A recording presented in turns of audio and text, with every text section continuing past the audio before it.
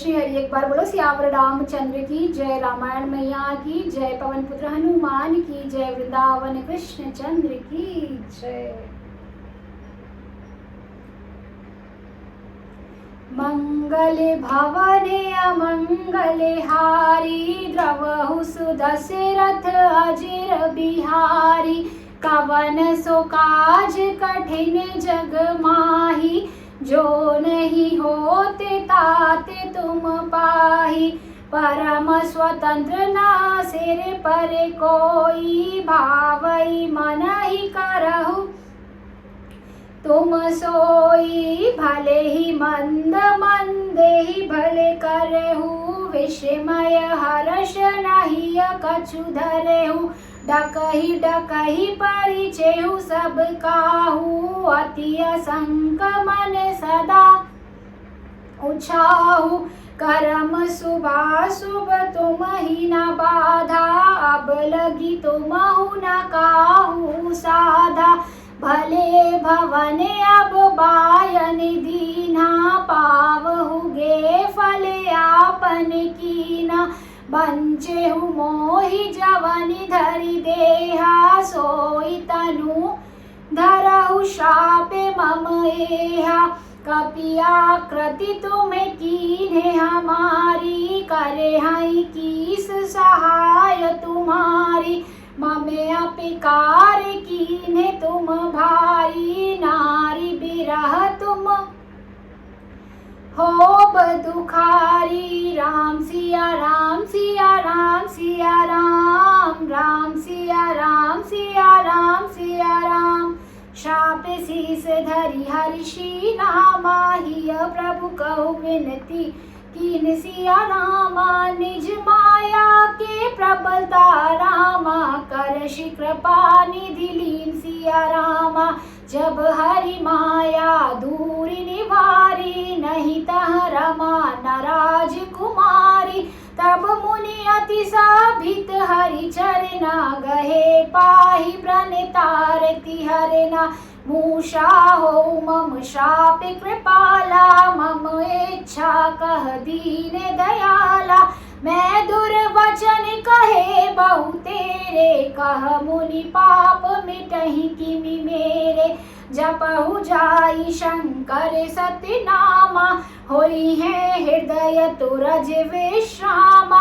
को नहीं शिव समान प्रिय मोरे, असी परतीति तजहु जनि भोरे। जेहि पर कृपा न करहि पुरारी, सो ना पाव मुनि भगति हमारी। असे उर धरि मही बिचरहु जाई, अब न तुमहि माया निउराई। बहु विधि मुनहि प्रबोधि प्रभु रामा, तब भय अंतर धान सिया रामा। सत्यलोक नारद चले रामा, करते राम गुण गान सिया रामा। रामंगल भवन अमंगल हारी, द्रवहु सुदशरथ अजिर बिहारी। कवन सुकाज कठिन जग माही, जो नहीं होत ताते तुम पाही। एक बार बोलो सियावर रामचंद्र की जय, रामायण मैया की जय। आइए अब जानते हैं इसके अर्थ को। नारद मुनि जो है वो श्री हरि पर अपनी कटु वाणी से बहुत सारा प्रहार कर रहे थे। उसके आगे क्या हुआ ये जानते हैं। तुम परम स्वतंत्र हो, सिर पर तो कोई है नहीं। इससे जब जो मन को भाता है, स्वच्छंदता से वही करते हो। भले को बुरा और बुरे को भला कर देते हो। हृदय में हर्ष विषाद कुछ भी नहीं लाते। सबको ठग ठग कर परख गए हो और अत्यंत निडर हो गए हो। ये सारी बातें नारद मुनि श्री हरि को कह रहे हैं। इसी से ठगने के काम से मन में सदा उत्साह रहता है। नारद मुनि ने कितना कुछ श्री हरि को बोल दिया है कि तुम सबको ठगते हो और ठगने के कारण तुम्हारा मन जो है वो इतना अधिक प्रसन्न रहता है। शुभ अशुभ कर्म तुम्हें बाधा नहीं देते। अब तक तुमको किसी ने ठीक नहीं किया था, अभी तक तुमको किसी ने ठीक नहीं किया था। अब कि तुमने अच्छे घर अब की तुमने अच्छे घर बना दिया है। अच्छा, मतलब मेरे जैसे जबरदस्त आदमी से छेड़खानी की है। जैसे हम सरल भाषा में कहते हैं ना कि अब तुमने मुझसे पंगा लिया है, तो वैसे ही कुछ नारद मुनि श्री हरि से अपनी वाणी में कह रहे हैं कि अभी अब तुमने अच्छे घर बना दिया है, मेरे जैसे जबरदस्त आदमी से छेड़खानी की है, अतः अपने किए का फल अवश्य पाओगे।